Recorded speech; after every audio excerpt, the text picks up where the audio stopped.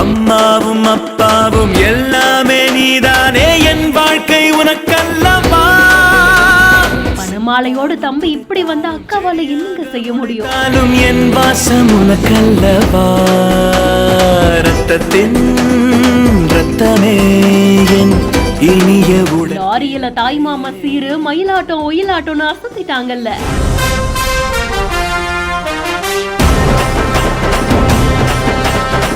மதுரை காலவாசல் காட்டி அப்படின்ற இன்ஸ்டாகிராம் பேஜ்ல தான் இந்த வீடியோ ஷேர் பண்ணிருக்காங்க.